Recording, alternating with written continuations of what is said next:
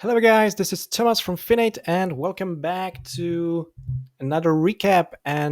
I finished off this week with a really nice results, and I did three trades. All of them were green. Let's see what they were. So, the S&P, always the critical part of intraday trading, was gapping up. But notice that the previous days, the close prices were getting lower. This is not. This is just one of the cues that you have when deciding whether the market should go up or down.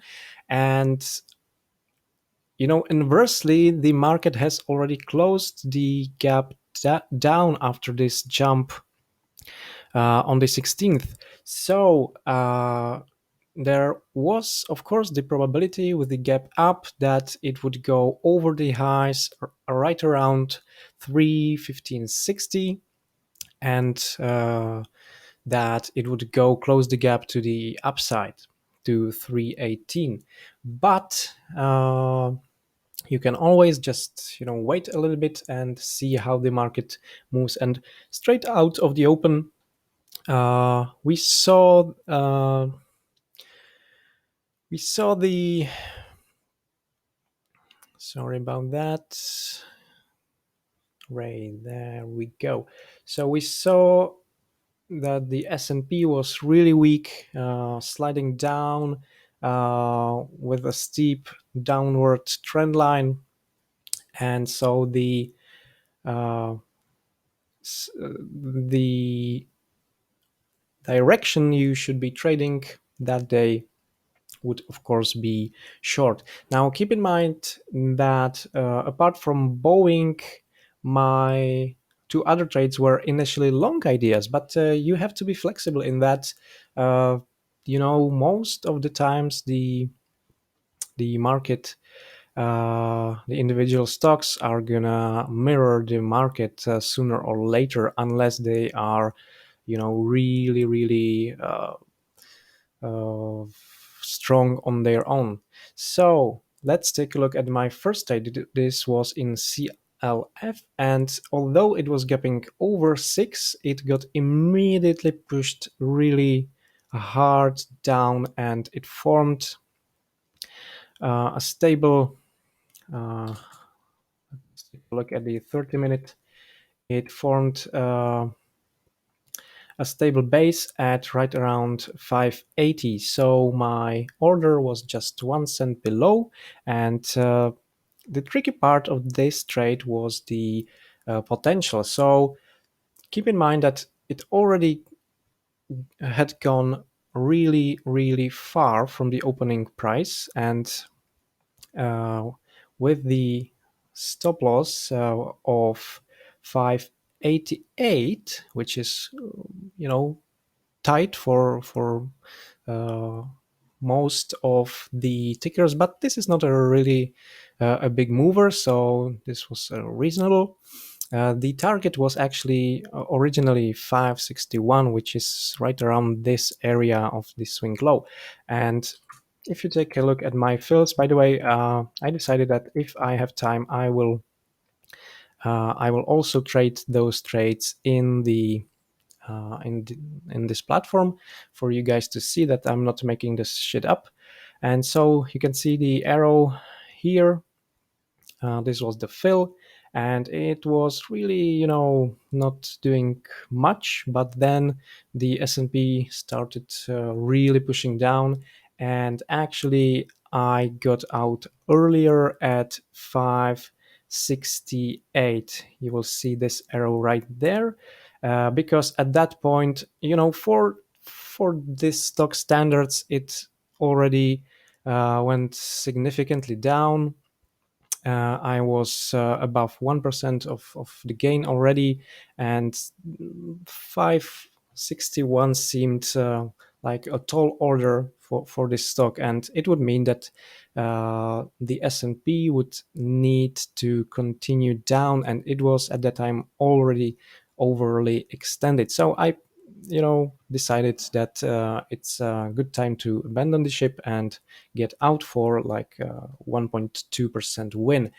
It uh, In the end of the day, it got to my original target, but you can never be sure. So yeah, that's that. Uh, the second trade was in SLB, and again, you will see that it was a really nice gap up. So originally I planned to go long, but in the end, it formed a pretty nice breakdown formation, and the S&P has confirmed the downtrend, and so I got in at 2053 right there, and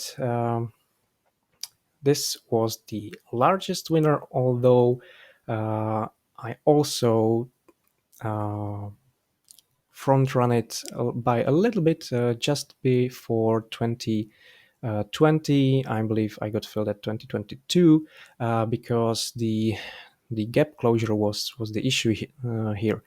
In the end, yeah, it's just uh, it just crashed down, but you can never you can never be sure about these kind of moves. So yeah, again, you can clearly let's say reminding 1/4 of your position run. Um Most of the times, I would say you will get stopped out. But at that time, you should always have your stop loss in the profit zone, so you will actually make some money on the remainder of your position, but you will not make as much money as if you would have closed uh, mm, the entirety of the position. But sometimes it can give you some really nice extra profit. In this case, it's a question whether I would have held. I would just lower the stop losses. So maybe, let's say, I would get out at right around that area after this swing high. Who knows, right? And lastly, Boeing trade. This was a really nice setup as well.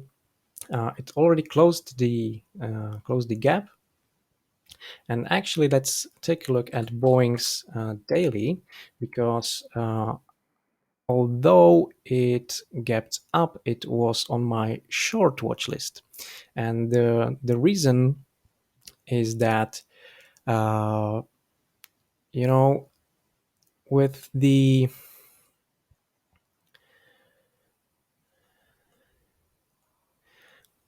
pre-market doing a false breakout, uh, I really didn't trust it to continue higher. And also look at the area where the market was climbing up into. It was right around the 190, 198, and it just couldn't, keep up the tempo. And after open, it just crashed down. So it wouldn't be wise to really get uh, get short right from the open, because you never know what to expect.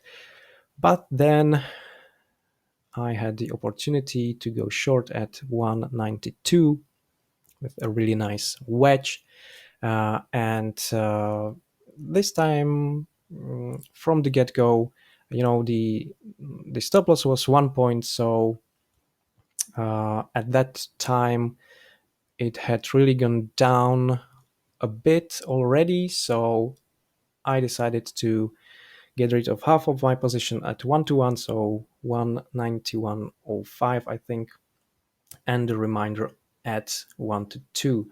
Of course, it went, much lower, and the lowest low of the day was as low as 184.57. So really a crazy move.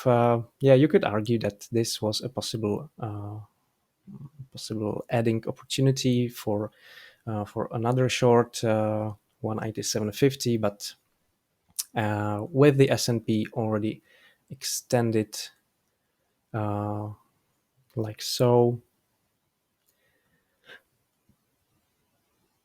You know, this was this was a gamble, so